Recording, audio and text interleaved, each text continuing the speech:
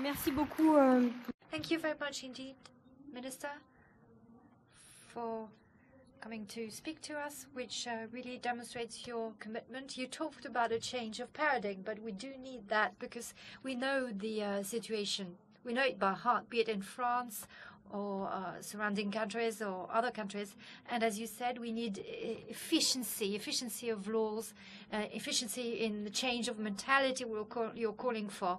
So thank you again for coming to talk to us. And let's move to the next session without further ado with what is women's vision of this 360-degree growth. I'm very pleased to welcome the moderator for this session.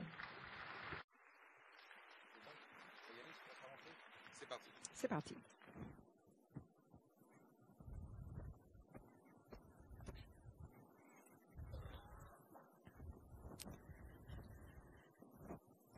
Good evening, everyone. I'd like to warmly welcome you to this final plenary session of the day. My name is Gillian Martin Mears. I'm the founder of Bright Green Learning, and I'm going to be your facilitator for this session. This is my first time in Deauville, my first time at the Women's Forum, and I'm very excited. And you are excited too, I can tell. I can feel the energy in the room. I can feel the energy in the hallways of this venue. And you want to talk. And you're going to get to talk, because that's exactly what we're going to be doing in this session. Our goal for this session is to engage you, to hear what you think about 360-degree growth. We're going to be hearing from some fantastic panelists during the session, and we're going to prepare you to make the most of your time here at the Women's Forum. We're going to do this by using some questions, exploring some questions together.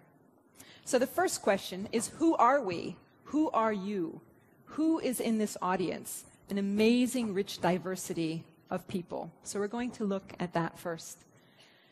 And then we're going to hear what you think when you hear the words growth and 360-degree growth. We're going to have that discussion together first. And at that point, we're going to go to our panelists. So our panelists are here with us in the room, and I'm going to invite them to stand up, please. And I'm just going to briefly introduce them. We have here Hélène Rey. She's a professor of economics at the London Business School. Maybe you could just wave, Hélène, so they can see you. Great. We have Marilyn Waring, who's a professor of public policy from AUT University in Auckland. She's also the founder, one of the founders of feminist economics. So Marilyn, if you'd like to just... Thank you. And we also have Elizabeth Linder. She's the head of government and politics at Facebook for Europe, Africa, and the Middle East. So Elizabeth, thank you. So we're going to be hearing from them a little later. But we're also going to get a chance to hear from all of you, and that's a very important component of this session. We're going to be ending, just to give you a little bit of advance notice, with some challenge or framing questions. Questions that can help you think about this notion of 360-degree growth as you go out to the reception tonight and through the next couple of days. So that's what we're going to be doing in the next 90 minutes. Are you ready to start? So I'm going to come down these steps. I'm not going to fall. But we're going to start by mapping the audience. And for this, you're going to get a little bit of exercise, because I'm going to be asking you to stand up. So first, wait just a moment. Not yet, not until I call you. We're going to look at regions first. So we're going to see who's here from the different regions of the world. So let's start with Asia and Oceania. If you're coming us today from very far away, from Asia or Oceania, could you please stand up so we can see who are our colleagues? Great. Welcome. Thank you. Thank you. So we have quite a few. Thank you very much. What about Africa? Could you stand up if you're coming to us from anywhere in Africa? So we see we have a number of African colleagues. Thank you. Now, what about the Americas? Who's flown here from either North America, Central America, or South America? Could you stand up? Aha. Ah. Quite a few people here from the Americas. Thank you. And finally, from Europe. So if you're coming from Europe, please stand up. Okay. Thank you. Aha, a very large contingent, as to be expected. Thank you very much. So you see how we're mixed in terms of regions, quite a diverse group. Let's look at sectors now. If you're working for civil society, for a foundation, an NGO, or a not-for-profit, can I ask you to rise? Civil society. Let's look around and see who's coming from. Okay. Great. Thank you. What about from government? So this could be local government, national government, regional government, or the intergovernmental system. Who are our colleagues here who are coming from government? Let's see. Got a few. How about the media? The media means many things these days. Do we have some colleagues here who are coming from, quite a few people here from the media. Good, welcome. Great. What about academia? Do we have some academics? I know for sure some of our speakers are coming from academia. Do we have other academics in the audience? Yes, we have a few. Great, welcome.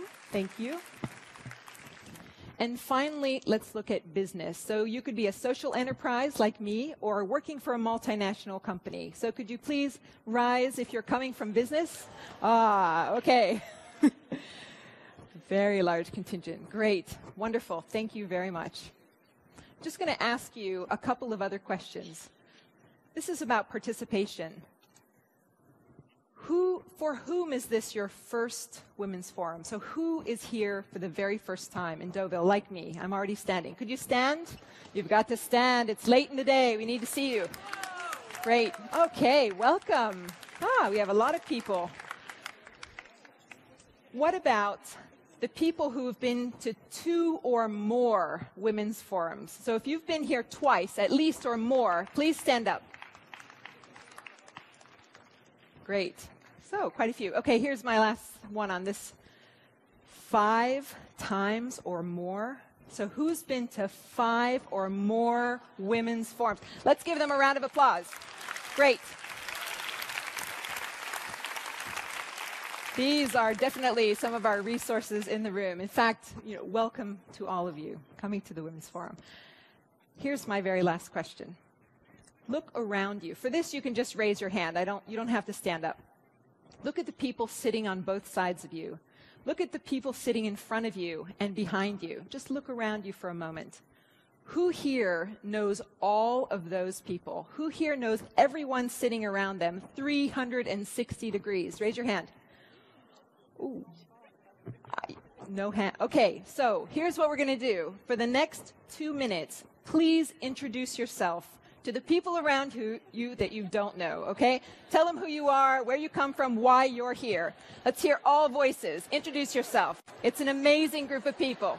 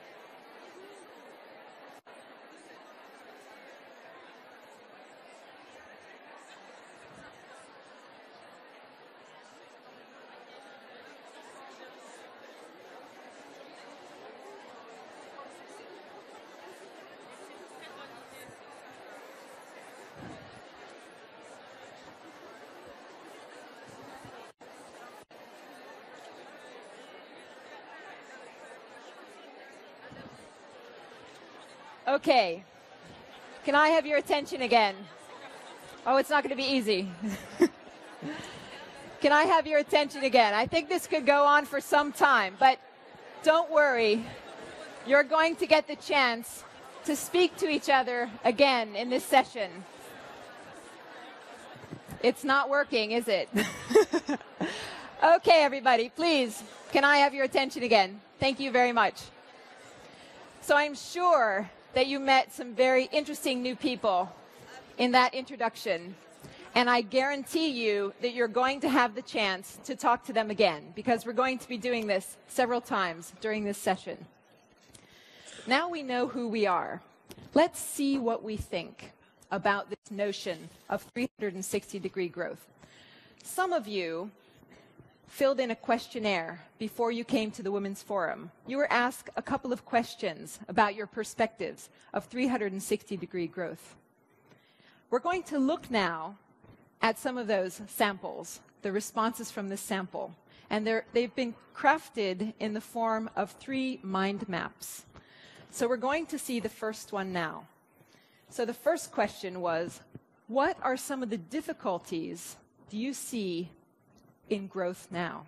So these have been organized by region. Just have a look at this. This is really a warm-up, because you're going to be able to answer these questions live in a moment. But this is just the first one. So what difficulties do we see with growth now? Have a look. I'll give you a moment. So the second question was looking at the challenges to achieving 360-degree growth. So this is what a sample of you said you thought were some of these challenges. Again, take a look. Cannot read so far. I'm lucky I've got my bifocals on, so I can see this. You're going to be doing this live in a moment, so it's more important to see what you all think, but this is just to warm us up. So the last one was about the way forward. So what did this group think that were some of the opportunities? What were some of the solutions? What were some of the ways forward? So here are what some of you thought. Okay, so now we're going to do this live. I'm not going to ask all 3 of these questions. In fact, when you think of 360-degree growth, we're thinking about the future. So we're going to focus not so much on the current difficulties, but what challenges are for getting towards 360-degree growth and what some of the ways forward are. We're going to use a technology called Wisembly. Some of you might be familiar with this from past forums. This is probably the first time I've ever told a group in a conference to please turn on your phones, because we're going to be using, if you have a smartphone, if you have an iPad that's connected to the internet, if you have a computer, I'm going to give you a minute to get this out. Now, my understanding about the Wi-Fi in the room is that it might not be working right now. So you might need to use, well, all of our colleagues from France, you have no problem because you can use your networks. But our international colleagues can use SMS, or they can use the new friends they have around them. So it's no problem for one person with a phone that's working to actually make several responses to the question. So you'll be able to give your answers to the people around you. So here's how it works. You're going to be using, of your choice, one of these pathways to send your responses to a couple of questions that I'm going to ask you. So already, you might be a tweeter, so you might tweet your answer. You can send an SMS, so FW12, followed by your response to this telephone number. You might send an email to ask@instantreact.com. Again, put the subject of WF12. There's your Twitter hashtag WF12. And the website is www.instantreact. And you see here /WF12. If you want to try the Wi-Fi, if you're an international participant and you'd like to try to get on the Wi-Fi, you can do that. Half an hour ago, it wasn't working, unfortunately, but it might be working now. We can always remain hopeful. So, are you all online, or you know somebody around you who's online? Yes? Okay. We're going to do a practice question first. So the practice question is the following.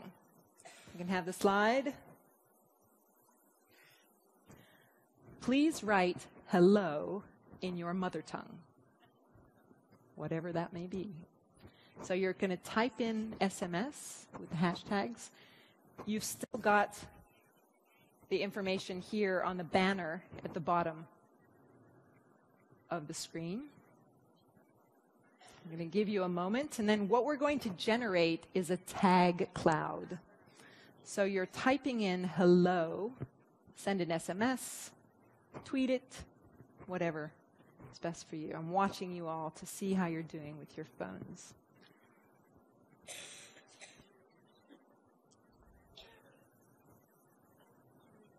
Okay. Still typing, some of you? Still see people typing? Some of you, hello in your native mother language might be a very long word, in fact. But don't forget, look around you, there might be some people around you who actually aren't on the internet. So if you can collect a few, you can submit more than once.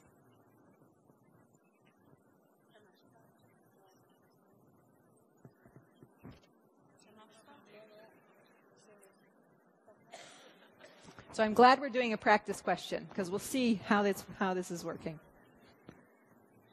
Okay. I give you another couple of seconds.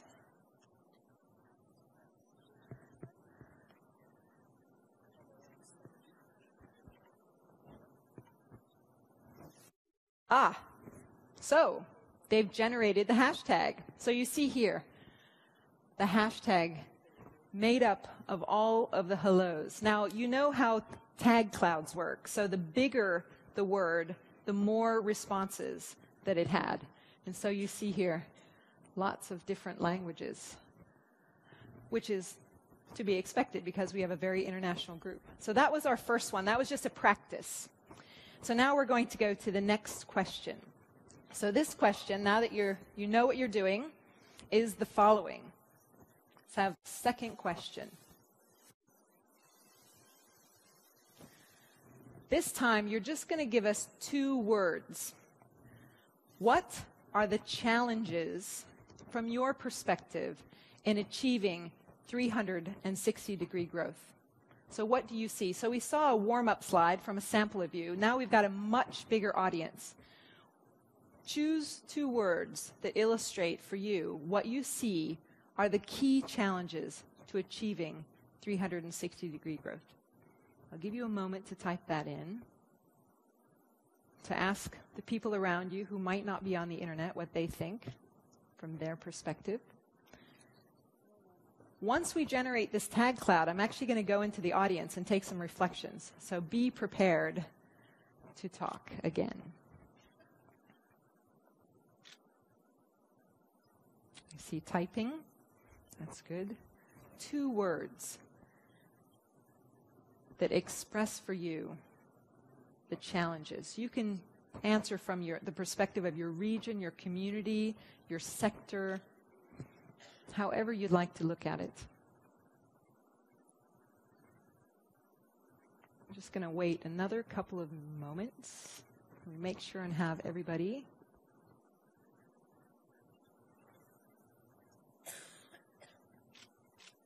There is something slightly disturbing about looking into an audience and seeing everybody on their phones. You're thinking, is it something I'm saying or not saying that I should? That's okay. This time, you're supposed to be typing in your 2 words that are challenges.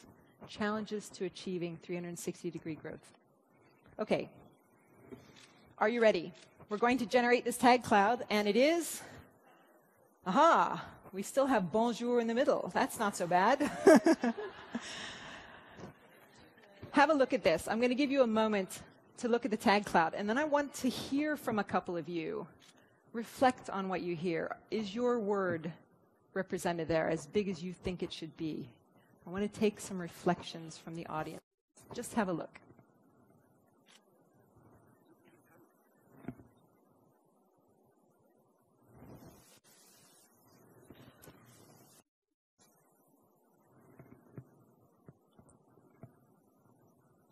Okay. What do you think?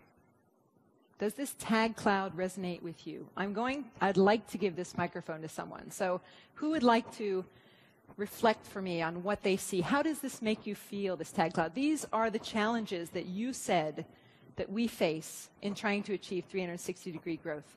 Who would like to just make a comment about that?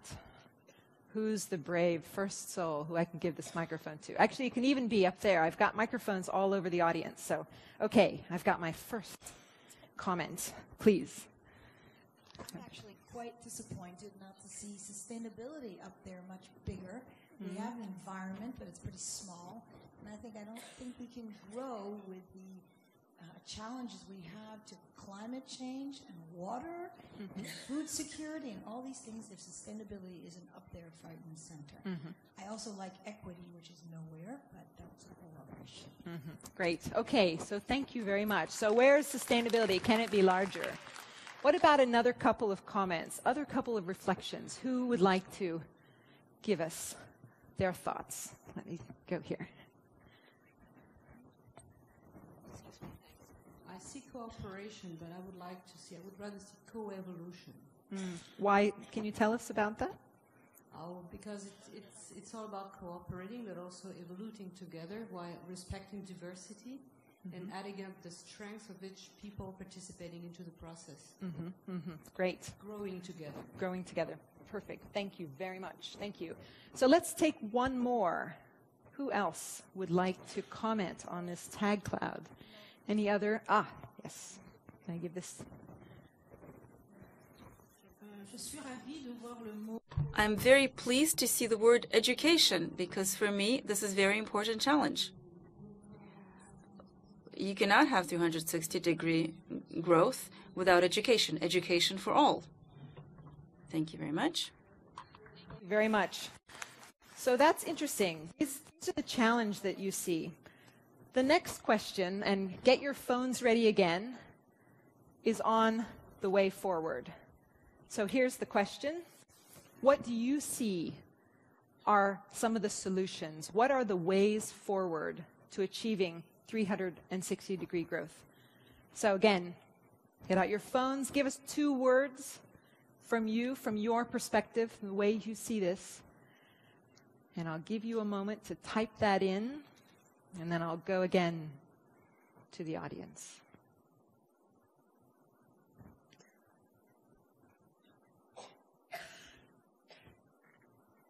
What do you see are the solutions, the ways forward?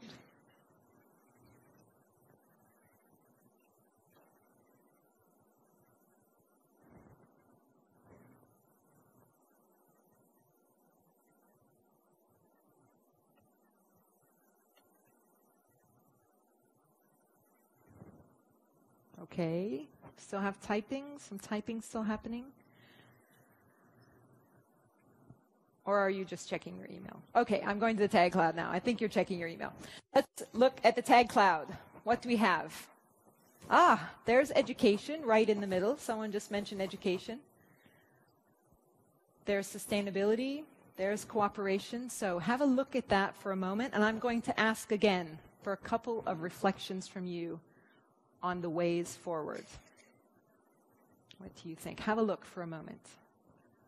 And then if you would like to weigh in on this, raise your hand. You don't have to be sitting in the front 3 rows to raise your hand. So what do you think? What about these ways forward? What about these solutions? Is your word as big as you would like it to be? Would anyone like, can I give this microphone to somebody who can give us some thoughts? Yes.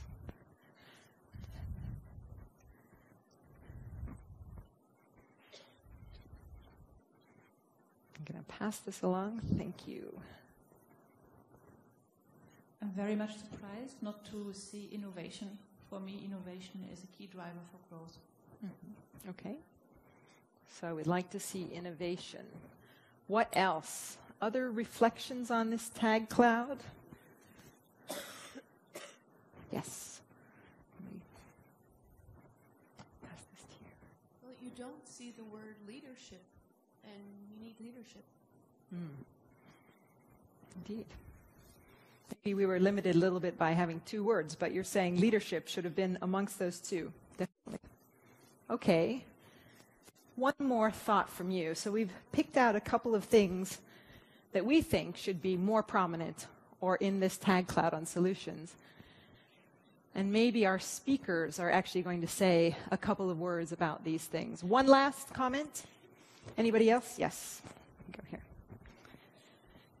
What do you think of the solutions? Sisterhood, empowerment, mentoring. Great. Okay. Thank you. So we added some here. And we thought a little bit about what you saw were some of the solutions. You're going to have, again, the chance to talk a little bit more about this with the people around you. But now we're going to go to our panelists. They've heard you. They're going to get the chance to reflect, to build on, to pick up on some of the things that you said. So at this point, I'm going to invite the 3 panelists to join me on stage. If you'd like to come up that way, I'm going to walk up this way. Please.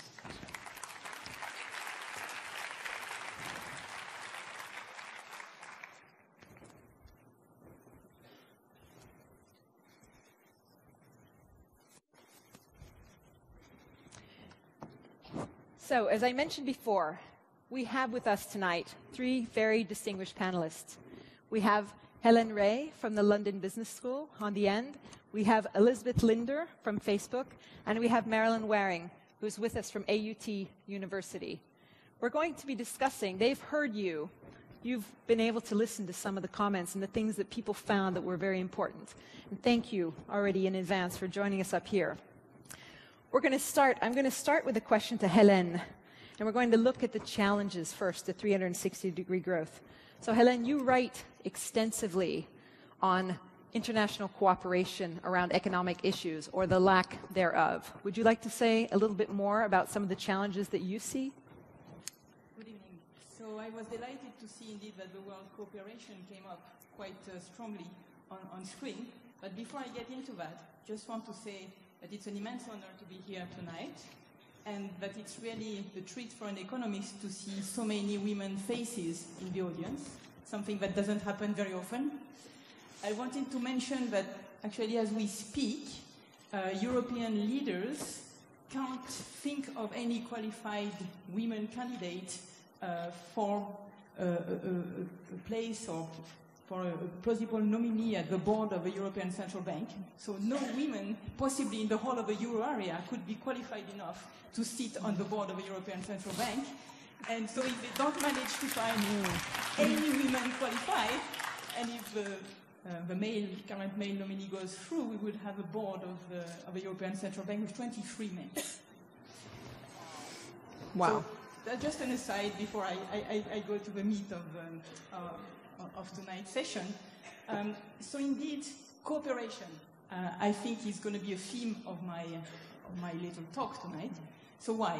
Because I think since 1990, since quite a while actually, we have had a huge lack of cooperation in the world economy. The big crisis of 2007 really started off on a low growth path. We have tried to deal a little bit with the big financial crisis by having G20 meetings in which it was recommended that countries should cooperate in doing fiscal policy, monetary policy, etc. We've had a bit of that.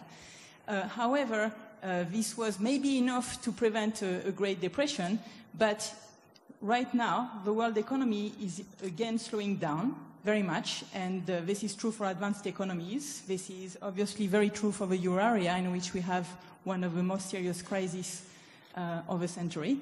And this is also true for emerging markets. Now, what is extremely worrying, I think, when we enter a slow growth world, are 3 things. There are 3 things that I would like to highlight that I think are a big issue. So the first thing is that if you enter a slow growth world, there are no jobs. So jobs are not being created. That's kind of an obvious one. The second one is that if you enter a low growth world, we have more and more problems with public finances. So all the major economies are more or less in a situation of a debt crisis. And if you are in an economy which is not actually growing, the debt to GDP ratio remains very high, or indeed is exploding, as we have seen in Greece, as we are currently seeing in Ireland, in Spain, and in a number of countries. And here I'm focusing on the euro area because this is the highlight of the moment, but obviously this is true also for the United States, this is true for Japan, this is true for a number of other economies. And the third thing I would like to emphasize is that if we're entering a slow growth world, it's a world that kind of looks backwards as well. Why? Because if you grow slowly, well, wealth really does not come from labor income anymore. Wealth comes from the capitalization of past wealth. In other words, if you are rich or if you inherit a lot of money in a slow growth world, you are going to be the one staying rich. Rentiers are the winners in the low growth worlds, and people who live out of labor income are losers. This is not also very good news for social mobility, for maybe creativity, for innovation, and all these things that we have seen on screen there. So because of these three, I think, very salient features of a low growth world, I think it's indeed a matter of urgency to try to find solutions, in particular right now to the euro area crisis. And here, if I may, I would just like to go a little bit into the cooperation theme, because this is very important. I think what we are seeing right now in the euro area is a crisis in which we have individual countries struggling with problems they just cannot deal with on their own. So let's take Spain. Spain is a kind of an infernal triangle. That's what I call an infernal triangle. There are the banking system, the banks, the government with the public finances, and then the growth of the economy. So that's the triangle. Now, the banking system has overinvested in a real estate bubble, has gone bankrupt, more or less, parts of it, so has put, in turn, the government into a situation of near insolvency.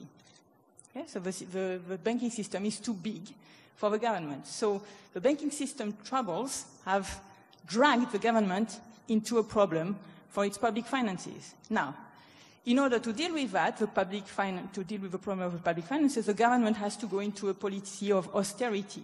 But austerity is very bad for growth. So by trying to react, the government effectively has to slow down the economy due to too much of austerity in its fiscal adjustments. Now, too much austerity, low growth, means also difficulties for the banks and means more and more difficulty for the public finances. As you can see, this is a vicious circle. This is absolutely a circle you cannot get out of. It reinforces itself. The problems of the government feed into the problems of the banks, which feed into the problem of the government and the economy, etc. Now, in such a situation, what can you do? Well, the only solution can be that it has to come from a third party. It has to come from cooperation within the euro area. You have to break that circle by having international cooperation.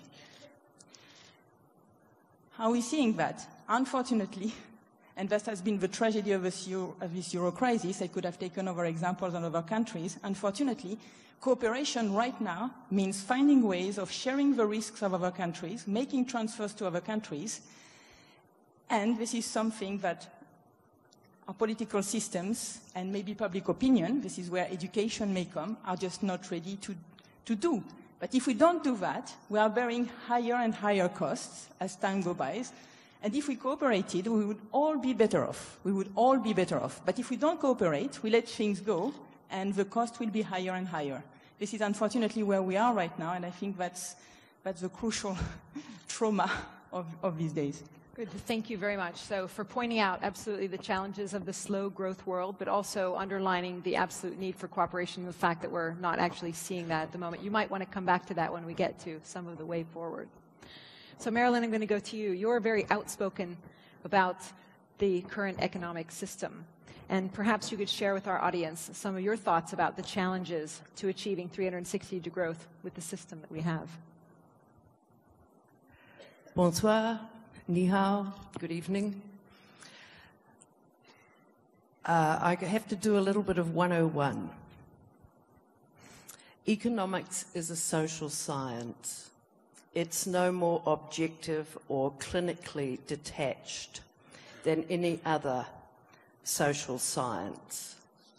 It's completely ideologically driven, just as any other social science is, and has been subject to capture by the Chicago man, maximizing his individual self-interest for far too long. Let me move now to GDP, gross domestic product. It's a construction drawn from a system of national accounts. It's only 60 years old. It was developed by Sir Richard Stone and John Maynard Keynes in a pamphlet called The British National Income and How to Pay for the War.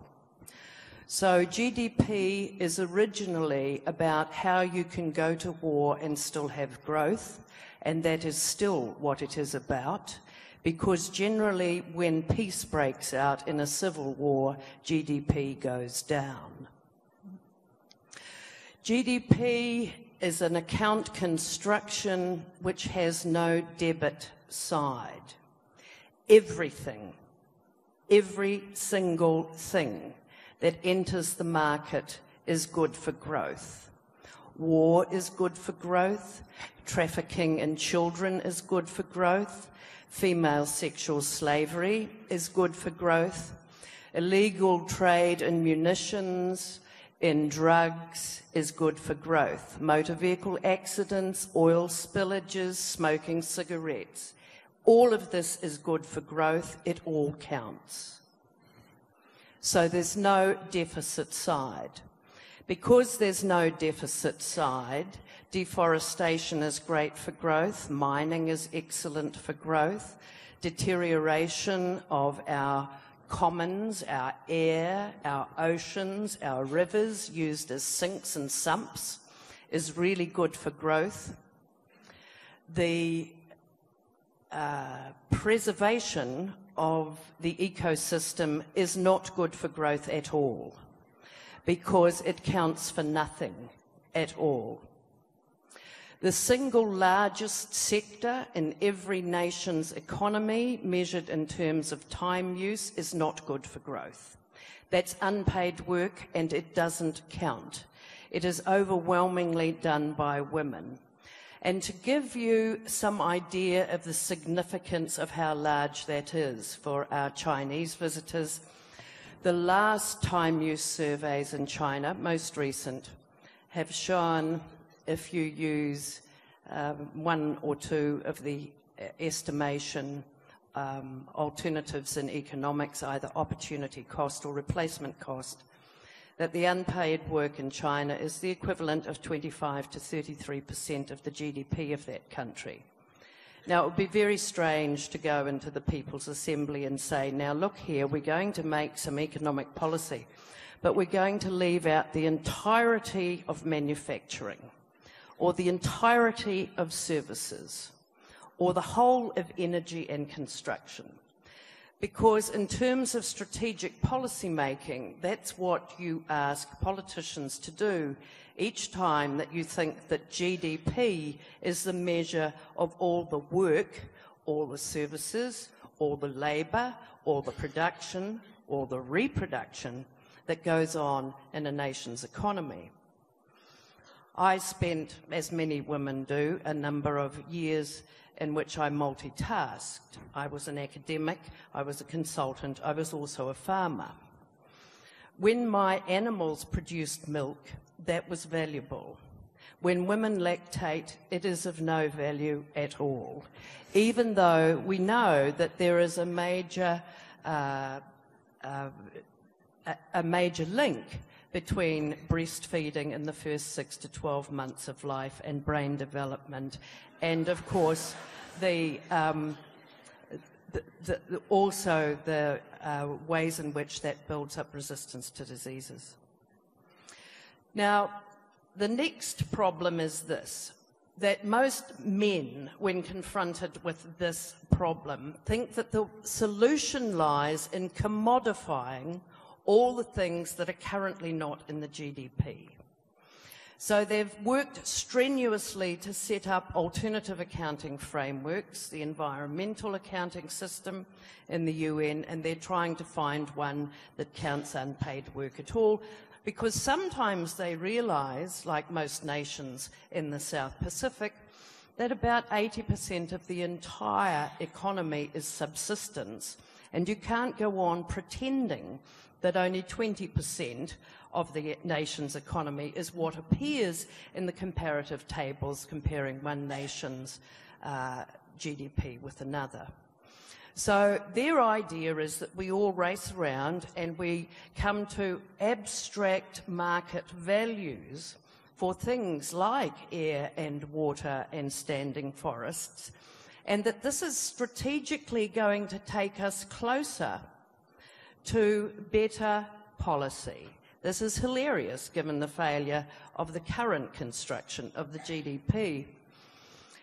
But it is highly attractive, and I understand why. I was a Member of Parliament for 3 terms in New Zealand. I understood that if I wanted to draw attention by the Finance Ministry, by my Cabinet colleagues, to, for example, the need for women to have childcare, to the need to preserve standing forests, that one way to make them listen was to reach an abstract monetary value. The UN is doing this now with its biodiversity accounts. Stern did it in terms of climate change. So congratulations to those people who said that economics was the major problem in receiving 360-degree growth. Congratulations to the Minister who said that we need a major paradigm shift. And in my next 5 minutes, I'll be able to present you, I hope, with what a feminist transformative vision of what 360 growth might look like. Good. Thank you. So we're looking forward to that as we get to the way forward. So let me go now to Elizabeth. So, Elizabeth, you work with public institutions and governments around the world who are really at the front line with the public on these issues. What do you see? What do you hear from these partners, and what are you seeing are some of the challenges to 360-degree growth? That's right. Well, I've spent the last about 2 years working in countries across the Europe, Middle East, and Africa region to help politicians and government officials and agencies understand how Facebook works and how to harness its potential. And over the course of these last 24 months or so, I'll hop on an airplane. Sometimes it's a different country every day after 5 days. And I'll think, why was it after one set of training sessions or one workshop or one country, I was so excited about the future and the possibilities of the 21st century and everything that technology and social media has to offer. And then after some events, I will feel so incredibly depressed and think, wow, what was the problem in the room? Why was that so discouraging? And I've started to analyze this over time. And what I have found is that when these sessions begin with what the current rules are for communications in the public sector or for politicians connecting with their citizens, there's nothing more dampening to a conversation about new forms of communication, about new technologies and possibilities and opportunities and growth really in this space in terms of our leaders. Conversations that begin with the rules are never ones that go beyond fixing the current rules.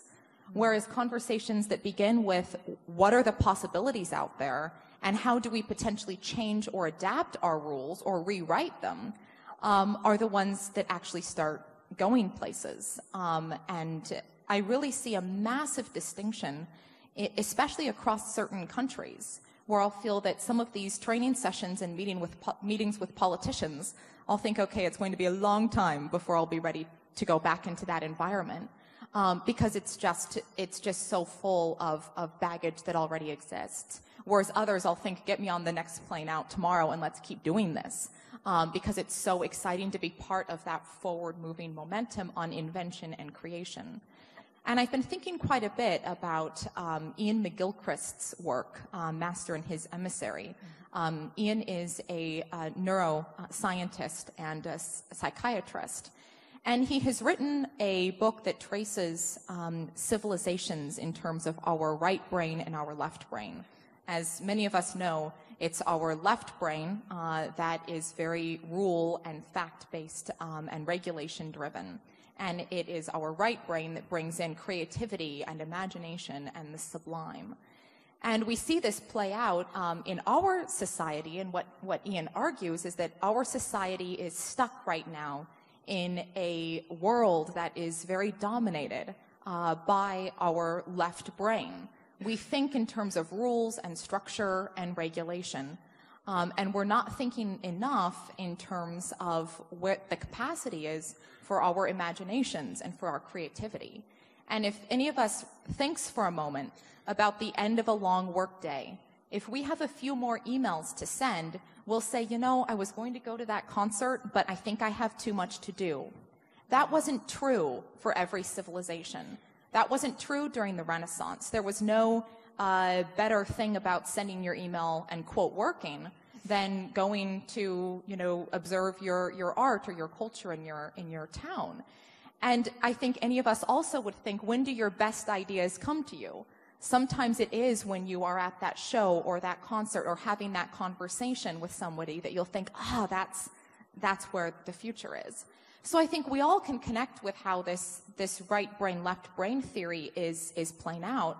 But I think that the real problem is that when we are stuck, as Ian argues, in somewhat of a left brain driven world, then we start thinking in terms of how it is that our brain drives rules and structure, and we forget to look outside of that. And I think that's actually one of the biggest challenges that I see through the political leaders. It scares me sometimes, the leaders that are actually driving the uppermost ranks of our society, because I so often just want to sit there in front of them and say, look, I don't have as much experience as you. I haven't been in this game that long, but maybe we could start thinking about a few ideas to fuel the conversation at the get-go, rather than begin with what the rule is and what it has been for the last few decades. Great. Thank you very much. Thank you very much, Elizabeth. I was starting to hear in what each of you said already some of the ways forward. And so we're going to go now to the ways forward. And Helene, I'm going to start with you. You recently gave an interview where you were encouraging people not to throw the baby out with the bathwater. So we know that there's bathwater here, and all of you mention it, but what's the baby in this case? And so talk to us a little bit about the ways forward from your perspective. Always happy to talk about babies. So I believe that one of the major threats right now to the world growth is what is happening in Europe, in the euro area. So since I believe this, I guess one has to direct a lot of energy as trying to solve the European crisis. And as I mentioned before, one of the characteristics of this crisis is that in some sense each of the individual countries in Europe are too small to solve it by themselves. They cannot solve their own problems. They are in the middle of this infernal triangle I described for Spain, but I could have said the same thing for Ireland. I could have added things about Portugal and obviously about Greece as well. So if these countries cannot have the public finances right, if they cannot recapitalize their banks, if by not recapitalizing their banks they cannot grow, and by definition then their public finance become worse, then the only way to break this circle is to have a European intervention, is to have mutualization of some of the risk, is to have some transfers. And in the case of Greece, where we have this huge debt burden, which is completely impeding any type of growth in Greece, Greece is currently almost a failed state, we need to have some transfer there. We need to have some debt forgiveness. We have to do something at the European level. Now, I'm realizing that as I say that, all that I'm saying is that some countries right now have to write checks in some sense, have to give money, share risk, make some transfers, for the whole of Europe, because if they don't do that, then all the dominoes keep on falling, and in the end, we are all worse off. So that is what is happening. If we are not willing to share some of the costs now, then dominoes fall one after the other, and in the end, we have a much bigger bill. We are all much worse off.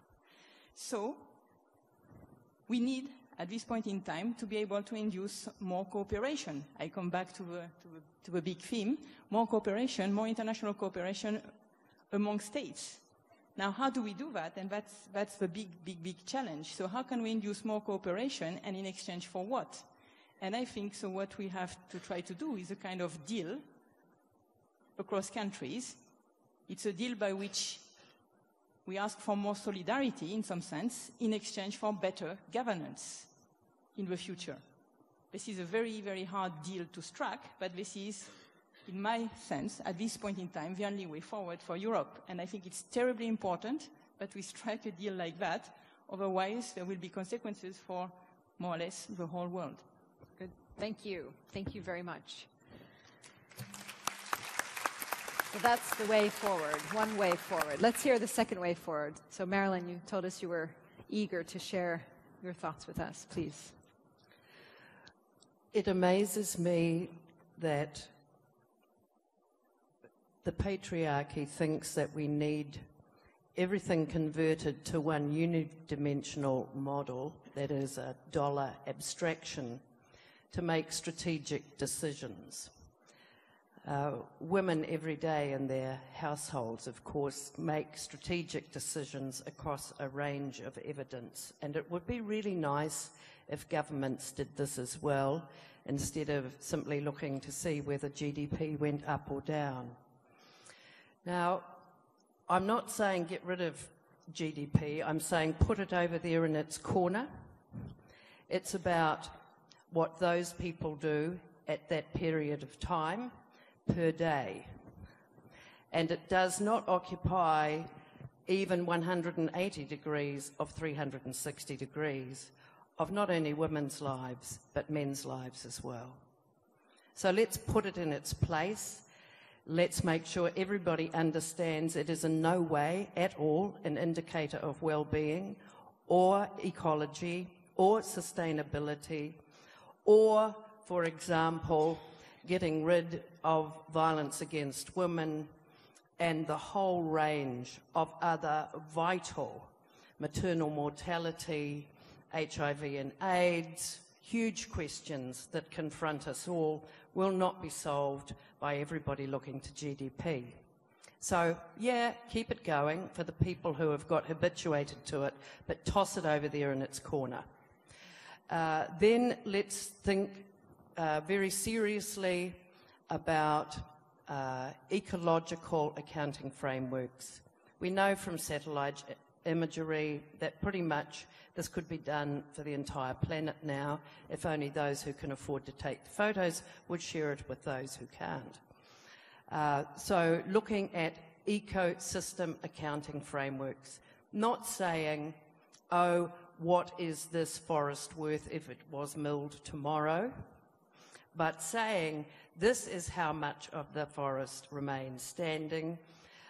This is its habitat for endangered species. This is its oxygen-producing activity. These are its watershed activities, etc., etc. Not even worrying if we can't find figures. Using narrative. Narrative that means that somehow or other the frameworks for strategic decision-making are not abstracted off to some professors and some bankers who only understand the economic rhetoric, thereby leaving the community out altogether. Let's put time use on the agenda, time use demonstrating where the majority of people spend the majority of their time, and it's not in market activity. These are much more important frameworks across a variety of indicators on which people can be invited to make decisions. And they're all easily understood by communities, so they start to redistribute power away from those who maintain the power of so-called economic understanding and economic language, and opening that up to everybody. As you'll understand, of course, this is an immediate threat to all of those who are in power. Not only does it admit you to the argument, but it starts to completely redistribute resources at national levels. Completely. Let me just take a really small example, then I'll hand it on. Primary health care. A real misuse of language. Primary health care is carried out in the home. It's usually done by mum or sister or brother or dad or grandma or neighbour or somewhere else. Doctors are secondary health care. We all know that if you input sufficiently well resources into the first point of contact of ill health, that you save secondary, tertiary and further costs. What would it do to the primary health care budget of a nation if at least a quarter of it were really going to the first point of carers? And what would be the cost-benefit analysis of that? Think on these things. Great. Thank you very much. Thank you. So, Elizabeth, over to you. What do you see are the ways forward? Individual empowerment. And this probably won't surprise anybody as somebody who has spent the last 4 years of my life with Facebook. But everywhere I go and meeting with leaders and politicians, I can't help but feel somewhat amused by the ones who take their roles so terribly seriously. Because I sit there and I think, but don't you realize that if you're not paying attention to what people have to say, they're already writing your future for you. They're writing it because our technologies that we have online make for every single individual to have a voice to the level of what nation states once only had. And when your distribution of information is not restricted to certain mediums that are difficult to achieve, but which are achieved by anybody and everywhere, especially as the growth of mobile technology, hits a number of countries that we're seeing across the globe, what you're really seeing is the dissemination of power. Former presidential speechwriter in the U.S., in a critique of U.S. politicians, wrote that, what our politicians fail to recognize is that they're not writing the narrative of our country. That narrative is being written in backyards and at barbecues and in cafes and on sidewalks and in homes. And I feel as though that is a huge potential for growth. Because we all are sitting up here as panelists this particular evening. But we could easily rotate in and out, and each of us in this room would have something new to add to this debate, and we could just keep going all night. Because any growth, conversation, and any element of creativity is better with all of the ideas that come from the collective people. So I view this as an incredible moment in history, because it's the first time that we've ever seen where an individual voice can be as powerful as people in power without necessarily a physical revolution or something that brings people out into the streets. I was in Kazakhstan a few months ago, and I was training some activists in Kazakhstan. The activist side is always quite fun, a bit refreshing compared sometimes to the public sector, to be honest. And these activists were asked the question, and they were supposed to respond whether they agreed or disagreed. The question, or the statement was that nobody in the world cares about what's going on in Almaty, Kazakhstan. And every single activist in that room disagreed with that, because they all said they don't care now, but because of today's technology, people will care, because we have the tools in Almaty, Kazakhstan to help people care and help people see the opportunity. And look at what an opportunity for growth that is. If every individual feels empowered to make a difference, and they can make a difference, whether it's on the local, hyper-local scale or on the international global scale, and we've all heard stories about great leaders that have come from the ranks of general society who have built, through social enterprise or through a revolution, the anti-FARC movement from Oscar Morales a few years ago. There are so many examples of people stepping up to the plate and really changing their societies, which also creates growth because then that creates inspiration for other people to say, well, if Kazakhstan can do it, why can't Turkmenistan? Let's start doing this as well. And that just escalates and provides more and more change. So I have to say from my perspective, I think that creativity and growth does come through a great deal of individual empowerment. And what's so exciting is that is happening. But it's happening very much, I feel, at the grassroots level.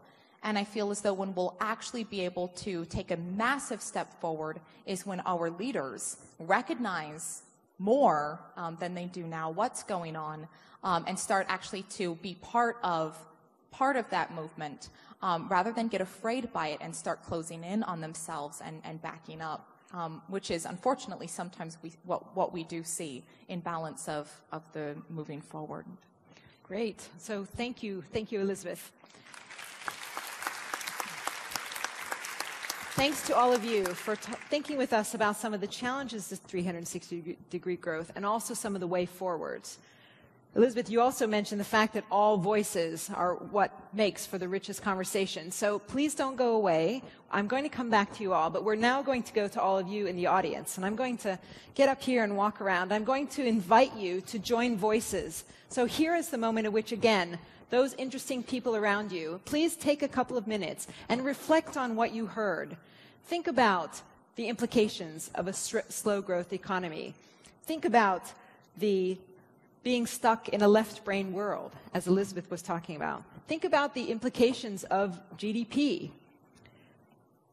Think about what individual creativity and individual empowerment can bring. And just take a couple of minutes and please reflect. And again, I'm going to come down and hear from some of you, your reflections on this conversation. But please talk to those neighbors. Reflect on what you heard. Do you agree? Is this something new for you? What did you think? So just take a moment. Let's hear all voices in the room. Just talk to the people around you about what you heard from our panelists on both the challenges and the ways forward. Take a moment.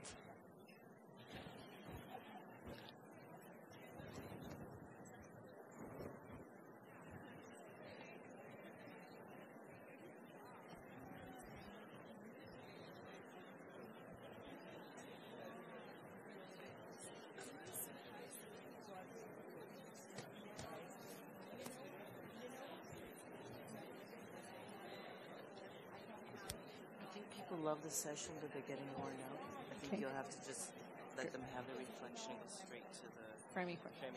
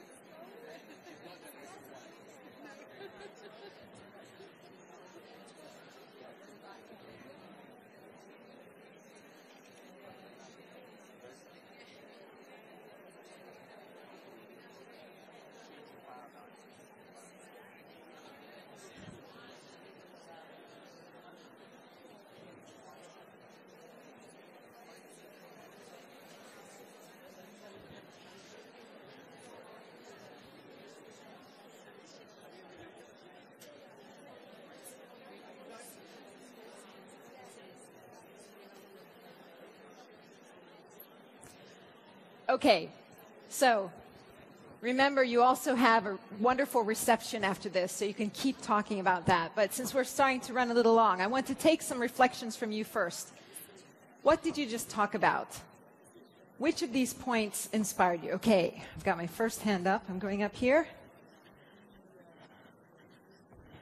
Please. I actually, my comment goes to Helen, and I think that the key word for her is collaboration. And we know that, in Europe, and in particular for Eurozone, you have just built this 700 billion, guarantee, and among different Euro countries. But my question is more go to global. Today, economy is global. It's not all about Europe. It's not all about Americas. And as we see still, a lot of Asian countries, India and China, still grow, although it's slower than, before, but still 5-6 times higher growth compared to Eurozone or compared to United States. So what do we think about, global collaboration and to create more financial stability? Great. Thank you very much. So our speakers have told us they're coming tonight to our reception. They're going to be with us for the next couple of days. So I'm sure Helen would like to weigh in on that with you. But helping us expand this notion past EU onto global is a very good comment and a good reflection on that. Let me give the microphone to you for reflection. My question would be to Elizabeth. As a matter of fact, you mentioned countries which I know quite well. I was also in Kazakhstan last week. And I'm very curious to know, not only Kazakhstan and other, but for all the countries, are the governments inviting you, or do you have to force your way in? Are they curious to understand how Facebook works? And do you teach them how Facebook works, or do you have to ask to be invited? Thank you. Okay, so there's another one for the reception. Good question. Do governments, are they open to this, or do you have to force your way in? Let me take one last reflection on this. I'm going to pass the microphone, let's see, back this way. I had a question or a subject maybe for Marilyn. I'm very curious about this. I think what you said was amazing, and I absolutely agree with all of it, except I don't understand how many of us agree with it, yeah.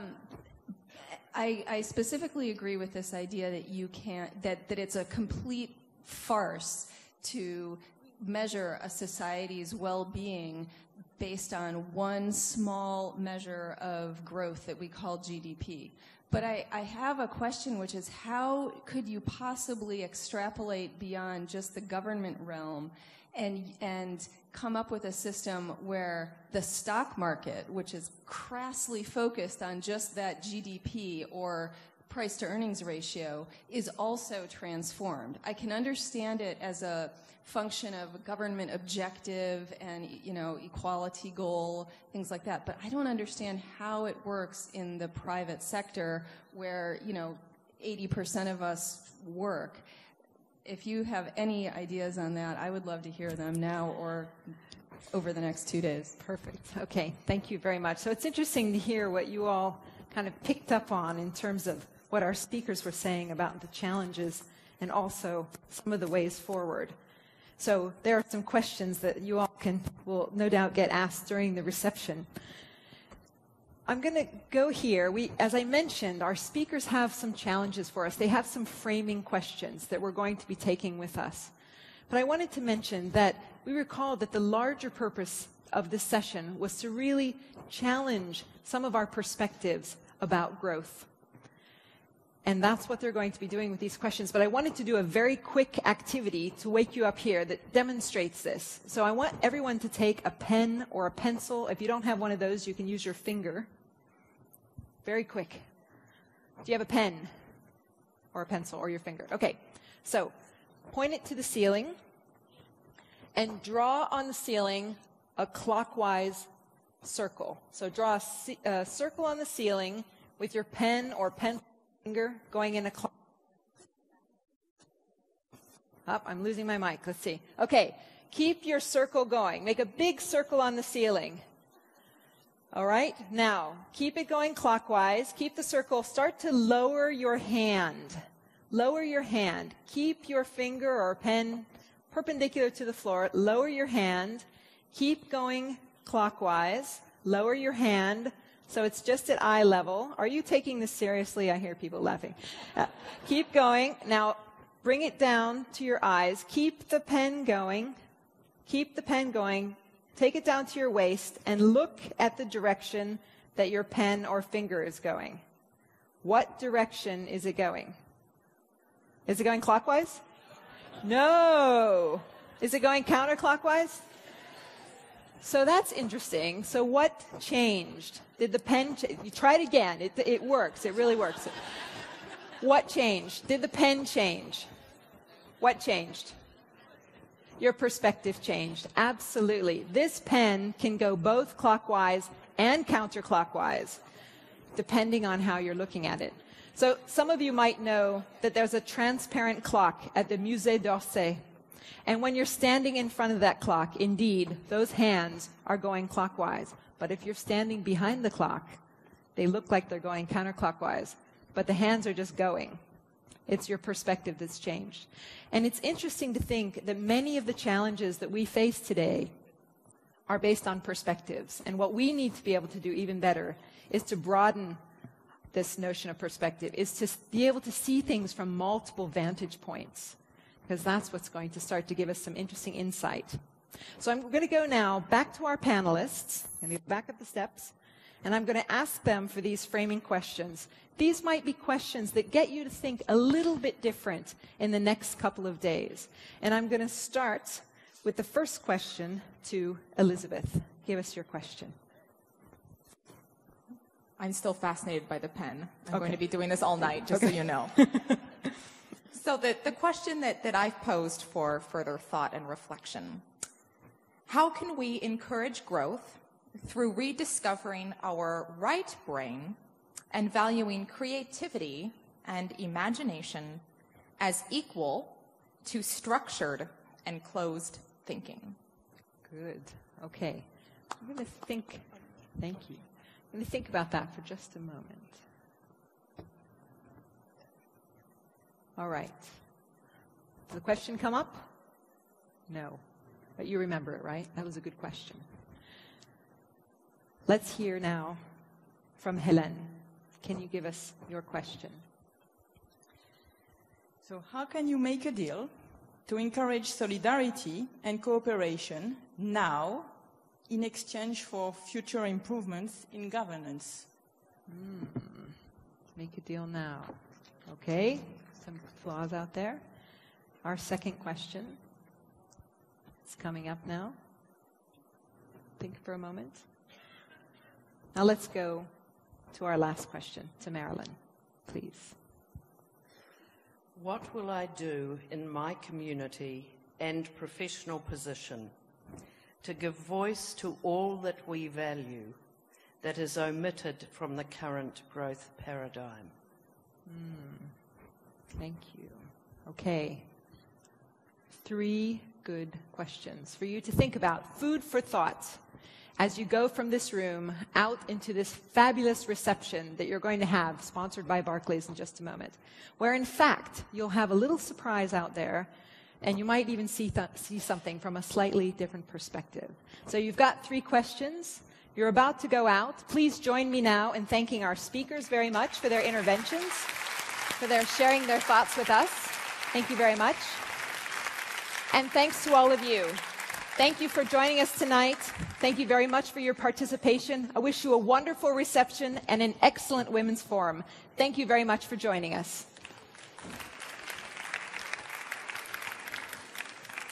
See if you can find that surprise when you walk out the door. It's for sure there. Thank you.